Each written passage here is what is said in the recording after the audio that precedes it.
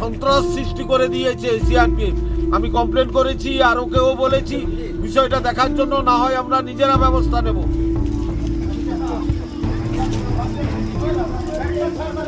আমরা কম লোকই আছি স্যার এই যে বলছে দলীয় কার্যালয়ের ভিতরে ঢুকে মারধর করেছে।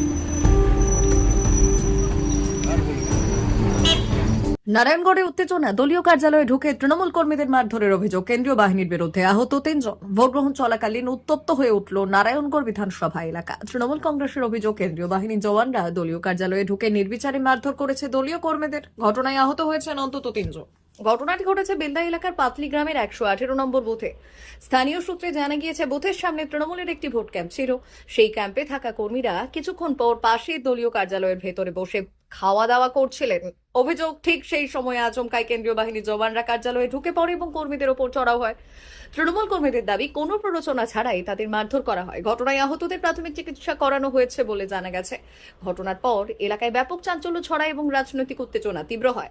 খবর পেয়ে দ্রুত ঘটনাস্থলে পৌঁছায় নির্বাচন কমিশনের আধিকারিকরা।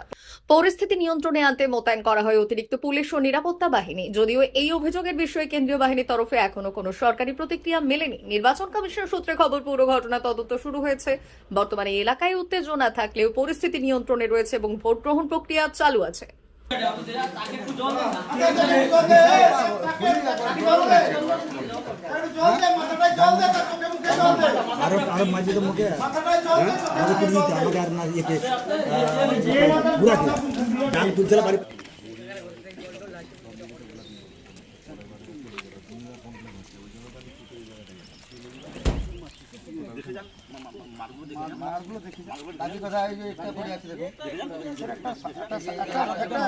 শাসক দল, একটা রাজ্য সরকার ক্ষমতায় আছে।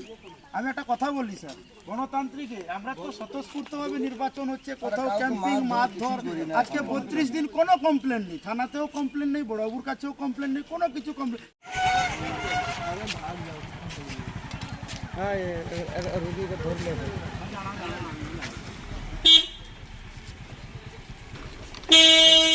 এই সরো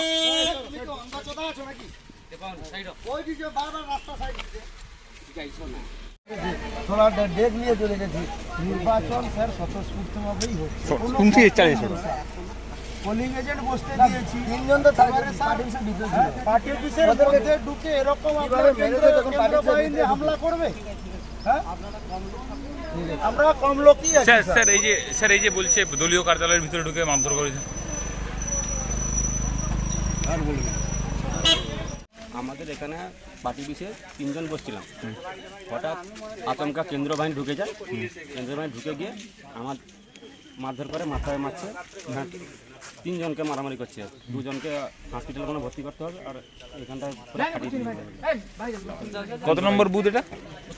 118 নম্বর। কি নাম? অমিত দাস। বুথের নাম কি? 118 নম্বর বুথ। অভিযোগ বলতে, আমাদের যে আজকে স্বতঃস্ফূর্তভাবে নির্বাচন চলছে আমাদের পাদলি 118 নম্বর বুথে, তো আমাদের বুথ সভাপতি জনাব দানিশ রহমান সহ আমাদের দলীয় সমস্ত কর্মীদের নিয়ে নির্বাচনে ক্যাম্প করতে হয়, বুথ স্লিপ দিতে হয়। আমাদের ক্যাম্পে অতর্কিতভাবে সিআরপিএফ ব্যাটালিয়ন বাহিনী এরা এসে অতর্কিতভাবে ক্যাম্পে হামলা এবং দলীয় কার্যালয়ের ভিতরে আমাদের কর্মীরা বসে মুড়ি খাচ্ছিল, টিফিন করছিল।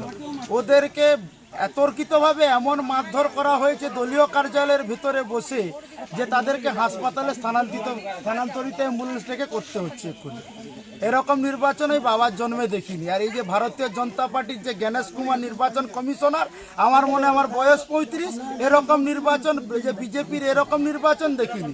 সিআরপিএফ জওয়ান, তার সেক্টর অফিসার রয়েছে, পোলিং এজেন্ট রয়েছে, ফার্স্ট প্রিজাইডিং, সেকেন্ড প্রিজাইডিং রয়েছে।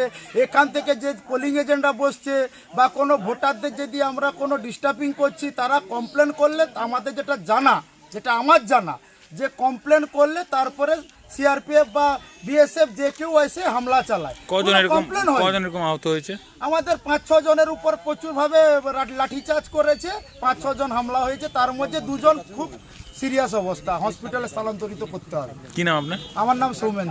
মানে সিআরপিএফ বিভিন্ন জায়গায় গিয়ে, শুধু এখানে নয়, যেখানে আমাদের দলীয় সমর্থকরা কোথাও বসে আছে, কোনো চায়ের দোকানে, কোনো পানের দোকানে, বিভিন্ন জায়গায় পার্টি অফিসে হয়তো 2-4 জন বসে আছে।